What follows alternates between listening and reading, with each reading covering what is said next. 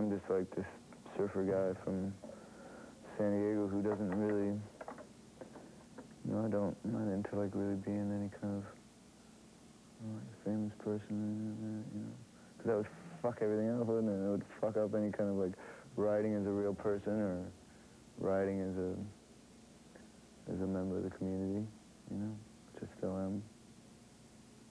So, I just don't want that to change.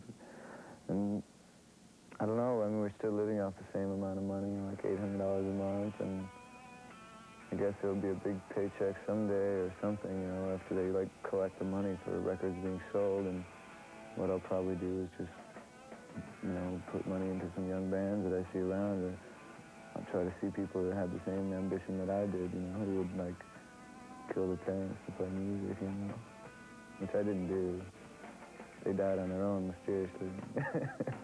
What makes me feel strange is that so many people relate to lyrics that are, you know, I'm dealing with a lot of, you know, crap that I've been through and a lot of crap that people around me are going through, a lot of crap that I see groups of people go through, and people relate to it.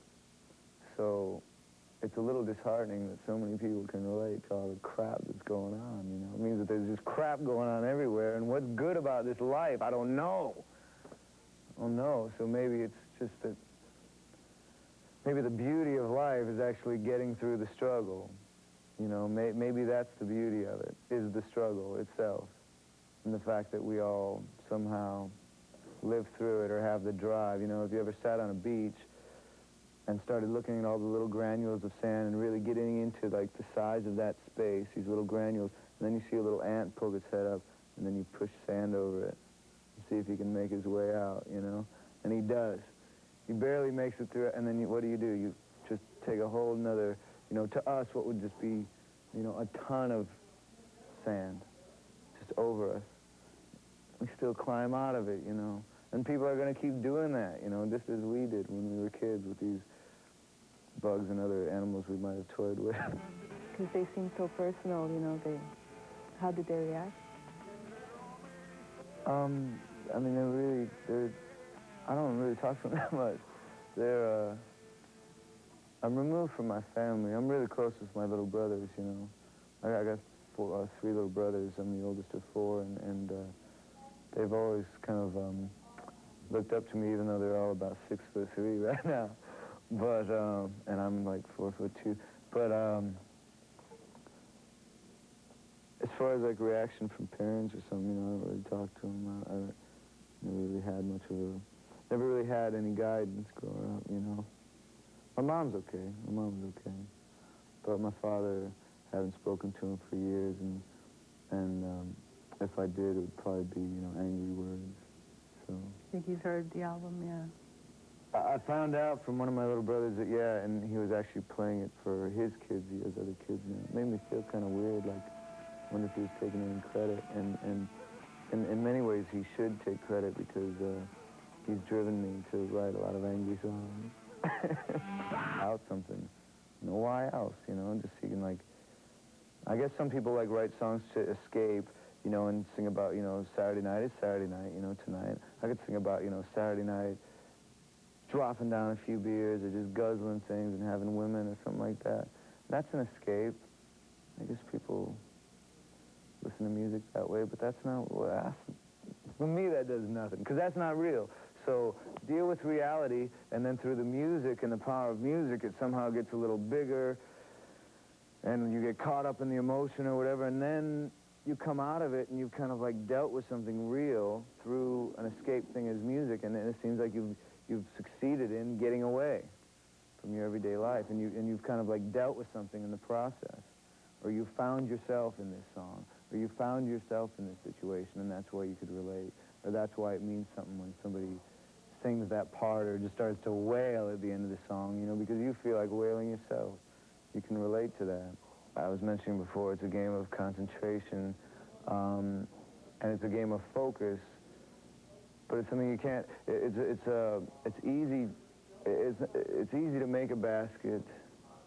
Actually, it's not that hard to make a basket, it's just so easy to miss.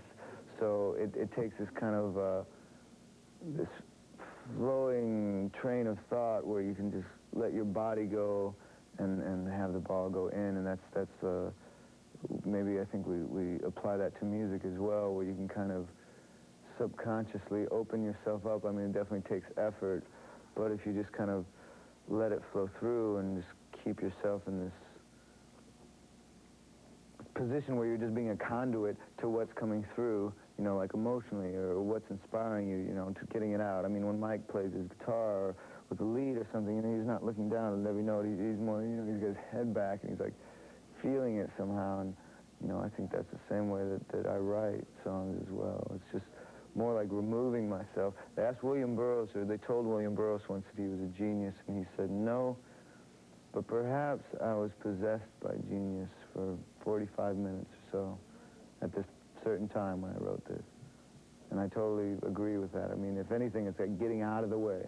Getting yourself out of the way is, you know, I can't take credit for anything I've written. Phrase, are you beginning your life again? No.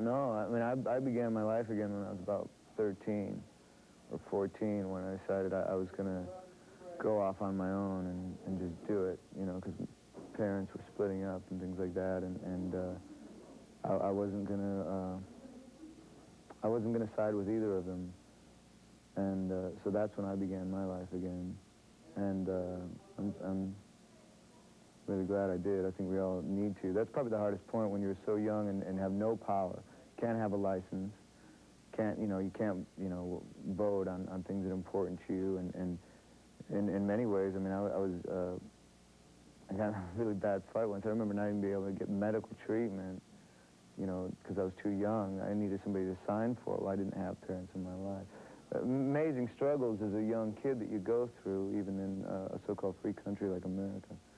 But, so once you get past that point, you know, you should be okay. I mean, anybody who's like 18 years old in America, they should be able to take control of their life.